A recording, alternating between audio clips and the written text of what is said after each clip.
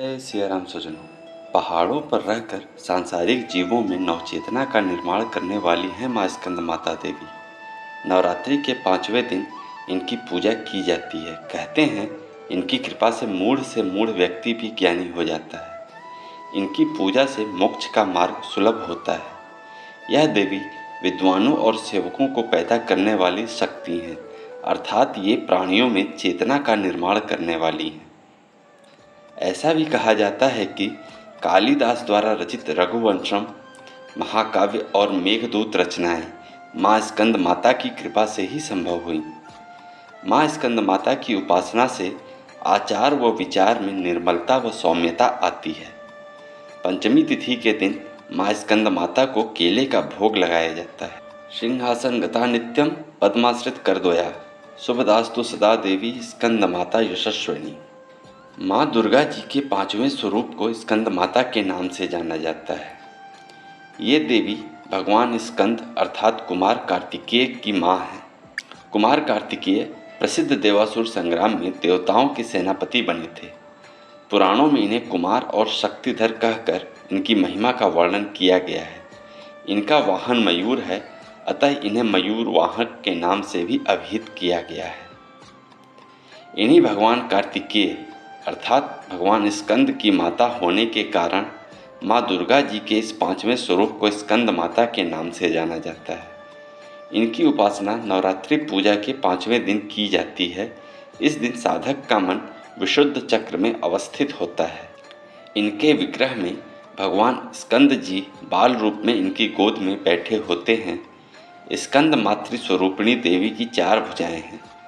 ये दाहिनी तरफ की ऊपर वाली भुजा से भगवान स्कंद को गोद में पकड़े हुए हैं और दाहिनी तरफ की नीचे वाली भुजा जो ऊपर की ओर उठी हुई है उसमें कमल पुष्प है। बाईं तरफ की ऊपर वाली भुजा वर मुद्रा में तथा नीचे वाली भुजा जो ऊपर की ओर उठी है उसमें भी कमल पुष्प ली हुई हैं। इनका वर्णन पूर्णतः शुभ है। ये कमल के आसन पर विराजमान रहती हैं, इसी कारण इन्हें पद्मासना देवी भी कहा जाता है। इनका वाहन भी सिंह है।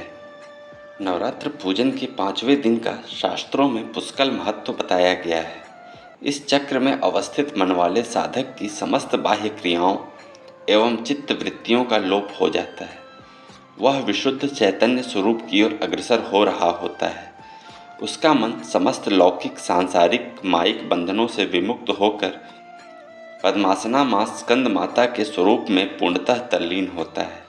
इस समय साधक को पूर्ण सावधानी के साथ उपासना की ओर अग्रसर होना चाहिए। उसे अपनी समस्त ध्यान वृत्तियों को एकाग्र रखते हुए साधना के पथ पर आगे बढ़ना चाहिए। माँ स्कंद माता की उपासना से भक्त की समस्त इच्छाएं पूर्ण हो जाती हैं। इस मृत्युलोक में ही उसे परम शांति और सुख का अनुभव होने लगता है। उसके लिए मोक्ष का द्वार स्वयमेव सुलभ हो जाता है। स्कंद माता की उपासना से बाल रूप स्कंद भगवान की उपासना भी स्वयमेव हो जाती है। यह विशेषता केवल इन्हीं को प्राप्त है। अतः साधक को स्कंद माता की उपासना की ओर विशेष ध्यान देना चाहिए। सूर्य मंडल की अधिष्ठात्री देवी होने के कारण इनका उपासक अलौकिक तेज एवं कांति से संपन्न हो जाता है। एक अलौकिक प्रभा मंडल अदृश्य भाव से सदैव उसके चतुर्दिक परिव्याप्त रहता है। यह प्रभा मंडल प्रतिक्षण उसके योग क्षेम का निर्वहन करता रहता है। अतः हमें एकाग्र भाव से मन को पवित्र रखकर माँ की शरण में आने का प्रयत्न करना चाहिए। इस घोर भवसागर के दुखों से मुक्ति पाकर मोक्ष का मार्ग सुलभ बनाने का इससे उत्तम उपाय दूसरा नहीं है। स्वजनों, आज हमने इस वीडियो में नवदुर्गा के 5वें स्वरूप माँ स्कंद माता की कथा सुनी, जो कि मोक्ष प्रदान करने वाली देवी हैं। इस कथा को अधिक से अधिक व्यक्तियों को शेयर कीजिए। माँ स्कंद माता की आप पर व आपके परिवार पर कृपा बनी रहे। ओम देवी स्कंद माताये नमः।